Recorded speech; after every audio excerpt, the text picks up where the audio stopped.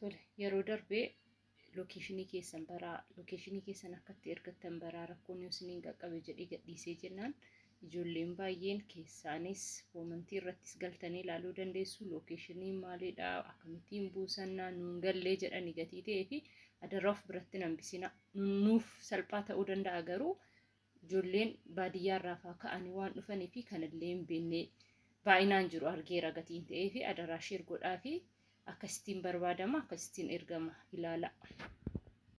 Lookeeshinii keessan baruuf jalqaba Google irra dhuftanii galtu. Kana booddee My Location jettanii barreessitu. My Location jettanii barreessitu.